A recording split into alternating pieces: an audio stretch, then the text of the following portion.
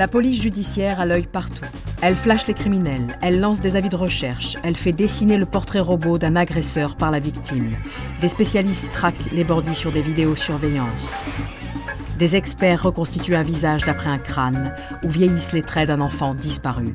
Un travail d'orfèvre. Les enquêteurs disent « Nous allons faire toute la lumière sur cette affaire. La vue est le nerf de la guerre. » Et dans cette guerre contre le crime, les techniques pour capter et reconstituer les images ont considérablement progressé avec 4 grandes affaires qui ont marqué profondément la police.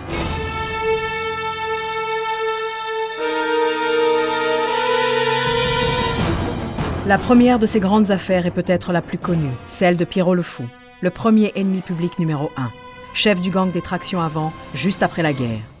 En disparaissant complètement de la circulation, il va poser un problème insoluble à la police. Il faut coûte que coûte le retrouver, mort ou vif, même 6 pieds sous terre. Pierre Loutrel, il est fou, il est violent, il boit, et c'est pour ça qu'on l'appelle Pierrot le Fou. Il est capable de n'importe quoi, des pires violences, mais aussi des prouesses que ce milieu de la pègre adore. Charles Diaz, contrôleur général. La police judiciaire a l'ouïe de plus en plus fine. Avec elle, les murs ont des oreilles. Elle écoute tout et partout. Elle enregistre les voix des suspects, des corbeaux et même des violeurs. Les répondeurs, les téléphones et les micros mouchardent. Tout ce qui sera écouté sera retenu contre vous.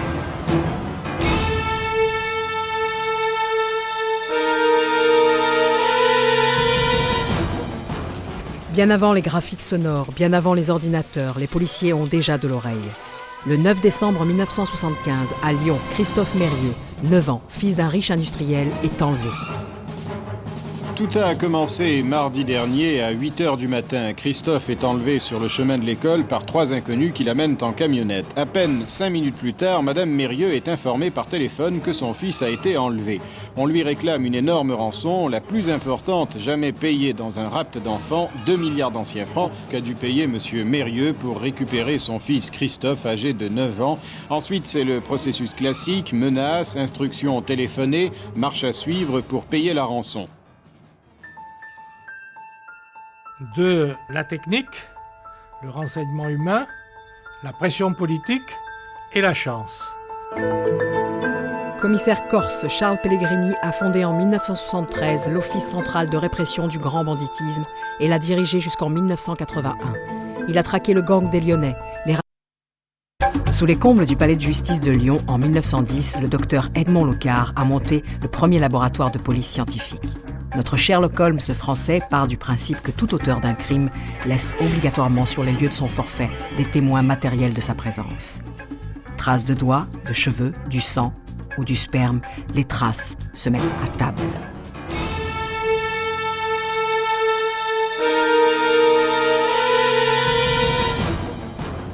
L'histoire commence avec une empreinte digitale sur une fiche anthropométrique. Juste en dessous de la photo, une trace de doigt pour toute signature. Nous sommes en 1981, à Marseille. L'immeuble du Corbusier, dans le 6e arrondissement de Marseille. Il est 13h. En bas, la contre-allée du boulevard Michelet. Un motard coiffé d'un casque blanc s'arrête à un feu rouge. Il est rejoint par une autre moto sur laquelle sont assis 2 jeunes gens. 3 coups de feu retentissent. Le juge d'instruction Pierre Michel est atteint de 3 balles de 11,43, dont 2 à la tête et 1 dans le thorax. La mort est instantanée. Pas d'indice. Une chose est certaine, c'est un coup de professionnel parfaitement mis au point. Les 2 meurtriers ont pris la fuite. Pour le compte de qui ont-ils agi? Le juge Michel était-il sur le point de découvrir une grosse affaire? S'agit-il d'un geste spectaculaire destiné à impressionner les autres magistrats ou même le milieu international? Personne ne le sait. La police cultive un 5e sens vieux comme le monde.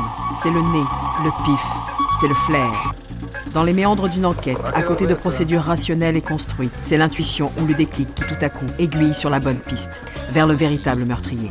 Le flair, c'est un cocktail à base de chance, de savoir-faire et d'opiniâtreté.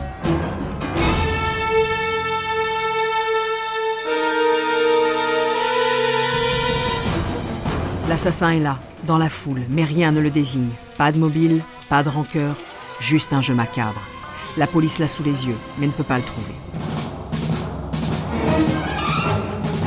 Paris, le 26 mai 1964, un petit garçon de 11 ans, Luc Taron, disparaît dans le métro.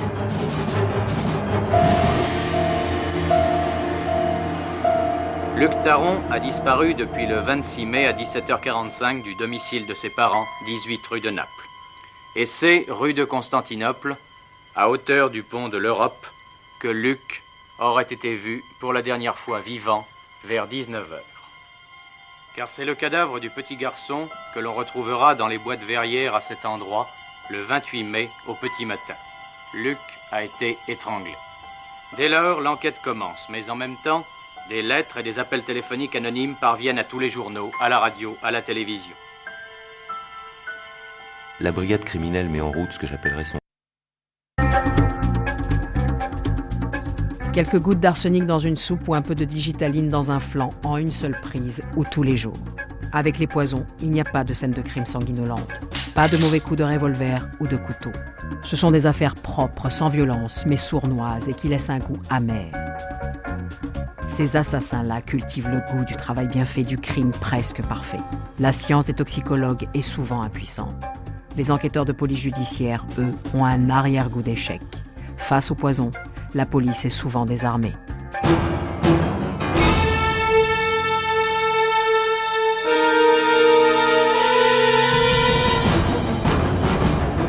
Au cœur de la France, à Loudun, le 25 octobre 1947, Léon Besnard meurt après une longue agonie. 2 ans plus tard, les soupçons vont se porter sur son épouse, Marie Besnard. Une femme à poigne, patronne d'une fabrique de cordes qui va incarner la plus célèbre affaire d'empoisonnement du XXe siècle. Et comme souvent avec le poison, reste un doute, comme une plaie qui ne se refermera jamais.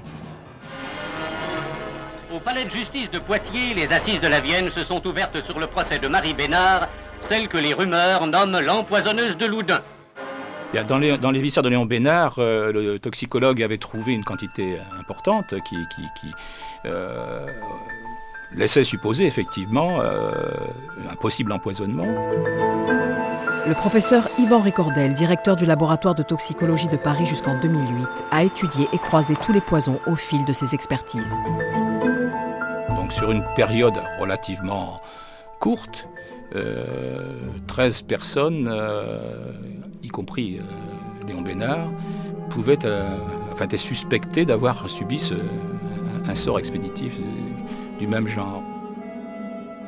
Dans cette maison, derrière cette fenêtre close, s'éteignait en 1947 l'époux de Marie, Léon Besnard. Il fut enterré sans histoire dans le petit cimetière de la ville. C'est alors pourtant qu'en évoquant les circonstances singulières de cette mort qui laissait Marie très riche, on commença à douter de son rôle et on se mit à murmurer. On évoqua la mort de Lucie Besnard, la sœur de Léon, qu'on trouva un jour pendue dans une cage d'escalier. On évoqua celle des époux Rivet, amis des Besnard qui héritèrent de leurs biens. On se souvint encore de la grand-tante Marie Labrèche, décédée en 1938. Et d'autres. En tout, 12 morts dont Marie Besnard était parente et héritière.